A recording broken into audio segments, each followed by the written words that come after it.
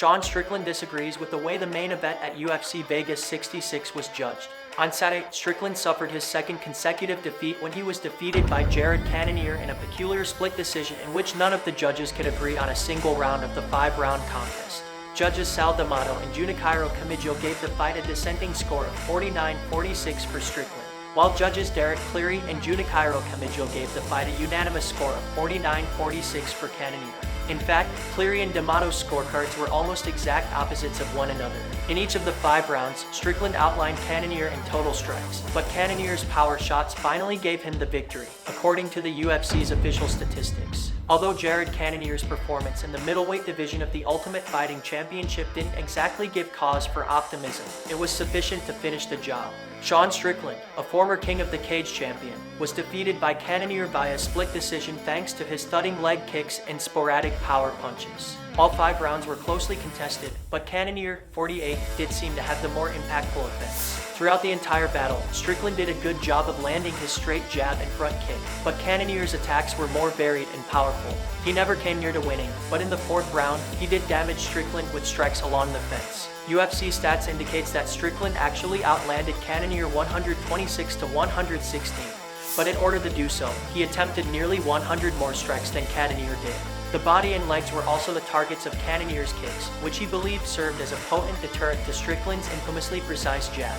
Following the fight, Cannonier remarked, "I wouldn't say he was tricky, but he's got a really excellent eye for that distance. He's been doing this for so long and has engaged in so much sparring.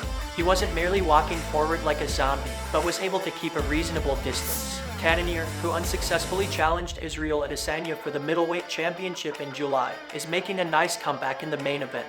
Adesanya defeated Cannonier in 4 of 5 rounds, and without Alex Pereira's shocking knockout loss last month at UFC 281, Adesanya might have faced a difficult road back to a title. "The title fight is what we're aiming for anyone who gets me closer to the title fight," Cannonier said.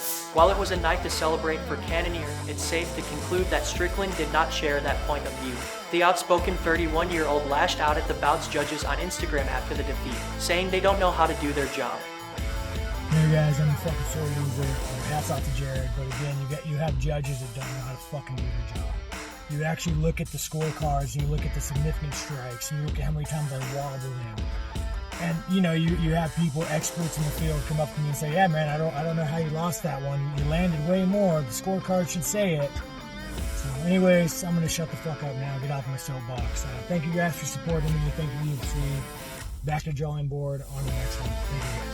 Post-fight, there were a lot of reactions from fans and other veteran fighters alike, with Twitter exploding into a hot melting pot of scathing criticism for both sides. While the middleweight fight lacked much in the way of excitement, there was still plenty for the fighters to discuss, particularly in relation to the scarcity of substantive exchanges and the odd scoring.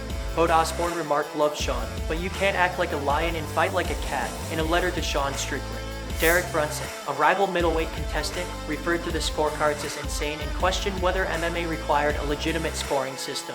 Here are some more reactions from pro fighters. Fans didn't take lightly the judging decisions either, with some sharing emotion-filled GIFs to some leaving whole paragraphs on Twitter to express their anger.